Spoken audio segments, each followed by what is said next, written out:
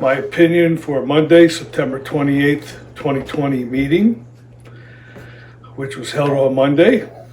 And I'm going to do this in sections because there's quite a few things that happened in this meeting.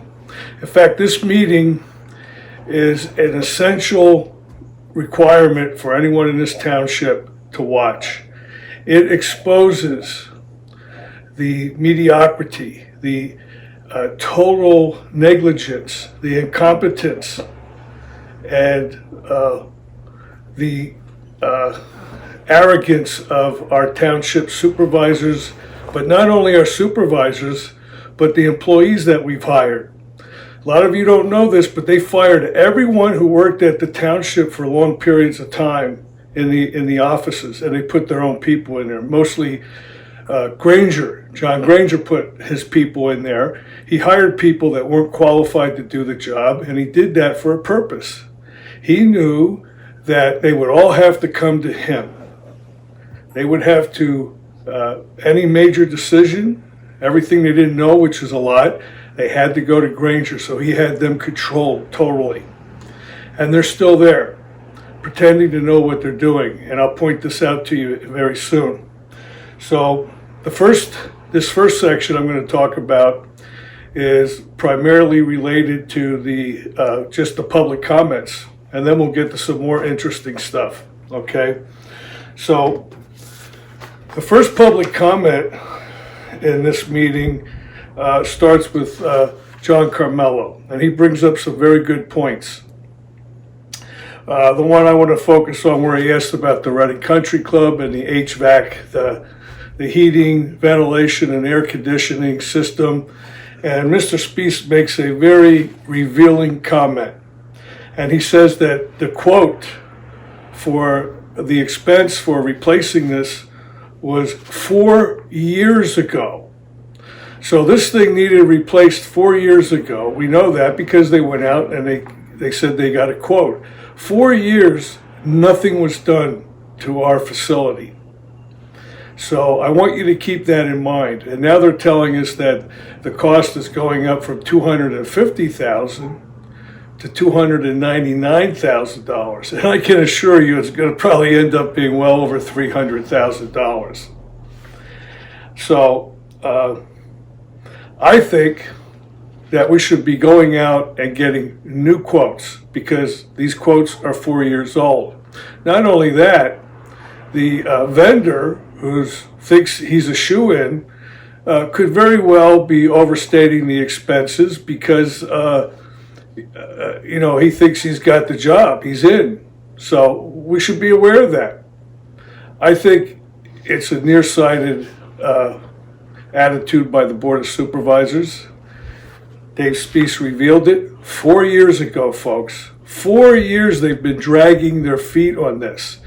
Now, Dave Spees is in his third year. John Cusadis, I believe, is in his fifth year because he was appointed to the board to fill somebody else's shoes. Probably someone smart enough to realize I better get out of here. But certainly Cusadis could be held responsible for this delay. You'll never really hear it talked about very often. Spees wants to keep the township, the Reading Country Club. Cusadis has always been on the side to get rid of it. He wants to sell it to his buddies. So, did I mention this is my opinion piece? So everything I talk about here is simply my opinion. So that was Mr. Carmelo, and I want to thank you, Mr. Carmelo, for asking these questions. You're one of the few people in the township that is watching what these incompetent supervisors are doing. And you know, as well as I do, how they continue to lie to us, tell us things that the public just takes for granted as the truth. But we're going to reveal some things that are actually quite obviously untrue. So, I have to wear my glasses with some of this stuff. My writing is bad and my eyes are getting old. So, I mentioned in my comments about Service Electric and the contract. They've been dragging their feet on this for years. And in a prior meeting, Mr. Spieth said, we're losing revenue by not signing a contract. And now in this meeting, you'll hear him say that we're not losing any revenue. So I don't know which one it is. And Bartlett tells us that the Service Electric contract is on the website. But I challenge all of you out there to try to find where this contract is and how we can make comments on it. Because our website is like one of those puzzles that you try to get through. You know, you start in the middle and try to get out. In this case, we can't get in. But Bartlett says we're not losing any money. I question that. And the reason why I question that is because I've been a businessman. None of these people really have. Staub will tell you that he is, but some of the things that he says indicate to me that I'm not quite sure of that. But all businesses, what they do is they create new ways of revenue, new programs, new products. So there's no doubt in my mind that Service Electric has done some other thing, maybe just a pure internet, and I'm not sure that we're signed up for that revenue. If I remember correctly, reviewing the two contracts, there are some revenue streams that we're not getting paid the 5% on. Now, these guys, Spieth and Bartlett and the rest of the board, they're very ambiguous about this. They can't point to any specifics. And just to make a statement that we're not losing any revenue, I don't buy it. And I hope you don't buy it as well. And as we go through these other things from this meeting, maybe I'll convince you that something very strange is going on here. Okay? Also, let's talk about the recycling fees. I brought that up in my comment. And Mr. Crusadis probably made a Freudian slip when he said that Mascaro is getting paid all the money. And he said, oh, that's not true. It's not Mascaro, it's Blazinski. Well, it's really funny that he should have that Freudian slip. And also, it's amazing how he and the rest of the board use this myopic view of what's going on with recycling.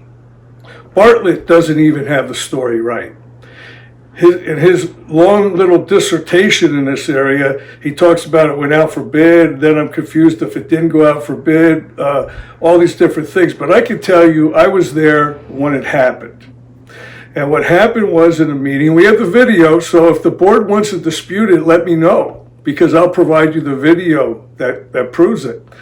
Mr. Granger, our super duper manager, says that he was talking to people who suggested to him that we should go weekly instead of bi-weekly, and he thought it was a good idea.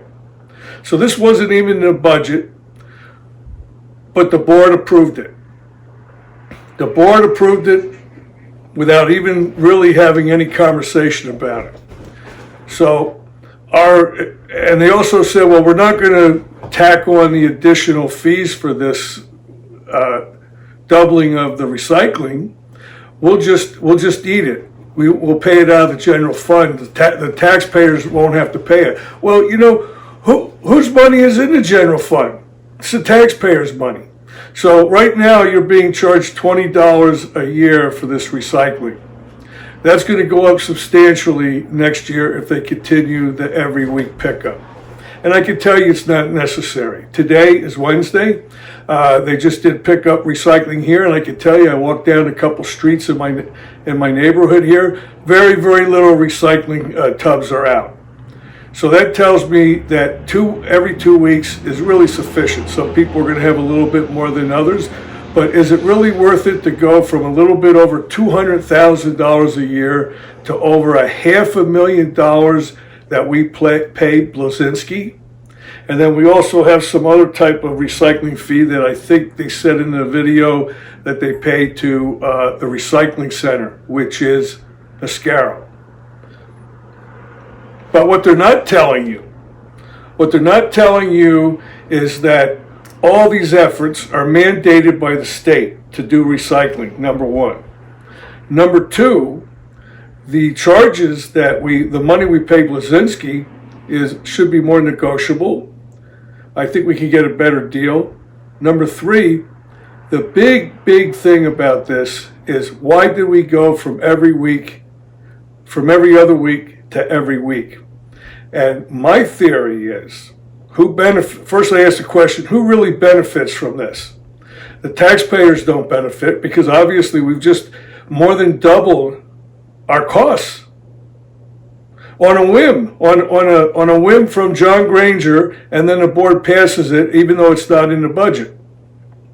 So we go from 200,000 to over 500,000 a year. Who benefits? It's very simple. Who's the guy that has the recycling plant? And let me explain this in terms that you can understand, because I was a financial analyst in manufacturing companies in my younger days. You're always looking to increase your production, lower your cost, and of course increase your profits. So who does this benefit? So now you have Mascaro's recycling plant waiting every 2 weeks to get deliveries. Well, that's not efficient, is it? Because my plant operations are going to slow down in that down week. I may have stuff coming in, but not the big stuff. So now, when Granger gets the board to vote over another almost $300,000 more that you're going to pay to pick this stuff up every week, so it smooths out Mascaro's operations. Instead of waiting every 2 weeks, he's getting it every week. Every week. So, and then he recycles it and he sells it. Now they're using this excuse that, well, the recyclable costs have gone down. Well, that's not our problem. Okay? It's state mandated. We pay Blazinski to pick it up, and he delivers it to the recycling plant. So what the commodity prices are for this, well, we can't control it. It's out of our hands. But we can control two things. We can control how often it's picked up, and I believe it's only necessary every 2 weeks. But you're going to hear Crusadus' people come out later after they hear this and say, oh, no, we need it every week. Honestly, folks, use your common sense, look at your community, think about it. Now, you might see little buckets out there that are full, but we have the big container. Most people can wait every 2 weeks. And if they need another container, the township said recently they have hundreds or thousands of these containers. Go get an extra one. But we're wasting our tax dollars to subsidize J.P. Mascaro's recycling efforts, where he makes the money in the end. So I hope you understand that. I hope I explained it clearly, and you should give it some thought. Now, the last thing in this segment I'm going to talk about is Jennifer Savage, and she answers about the audited financial statements and so forth. And it's interesting because Lori Getz told us in a previous video that the supervisors don't get to see these comments that we make, but it's pretty clear they were all prepared to answer all the issues that I raised. Now, they weren't truthful. They tried to tell you how it is from their viewpoint, but I want you to see they're not working for us. They're working for people like the recycling plant, Blazinski, and others. Jen Savage is working just to keep her job and to prove that she's competent, which, in my opinion, she is not. And it's not only her fault. It's her fault to the extent that she won't resign knowing that she's not qualified to do the job. But then we have the township manager now who should realize that, and we certainly have the supervisors who should be aware that we have a significant employee who's finance director who isn't capable of doing her job. And they keep her on the job, nevertheless. Remember, she's the one who said we had a $3.8 million budget surplus. And then we have video later on, which she explains to one of the people out in the audience that asked her how did they balance the budget, and she said specifically by taking money from the sewer plant proceeds. So if we have had a $3.8 million surplus, there would be no need to take any monies from the sewer plant proceeds to balance the budget. See what I mean? And she's given us other little tiny lies, but they build up. And this is another one here. So according to Jen Savage, there's no guidelines on the audited statements. That's what she said. And she said she filed the DCED report a little late, but she filed it. Now, the DCED report really cannot be filed until the audited financial statements are completed. She made references to doing the budget, and you don't need the audited financial statements. They can use, they're on a cash basis, and the audited financial statements are on an accrual basis. I don't know what gobbledygook talk that is, okay, because it doesn't make any sense. What you really want to know is what exactly are your expenses, and working on that, you create the new budget. So where's the best source of what your expenses are, whether it was cash or whether you had to accrue it? It's the expenses that occurred in that month, and the accrual method is the best information to base your budget on. So also, Jennifer Savage said that there is no requirements for audited financial statements. Okay, so I have a couple documents here I'm going to read to you real quick, and then this will end this section of my concerns. So, and I'm not going to tell Jennifer where these things are. She's going to have to educate herself just like I did. But there is a state law for second-class townships, and it states that completion, filing, and publication of annual township report and financial statement. The Board of Auditors. Now, when I mention the word the Board of Auditors, the township has two choices. They can create their own Board of Auditors that would do this job, or we can obtain an outside third party like a CPA firm to do this work. And it's best, what they are doing, they have contracted with a CPA firm, it's Maley. So in place of the Board of Auditors, it's really Maley, our CPA firm. So Maley shall complete their audit, settlement, and adjustments before the first day of April of each year.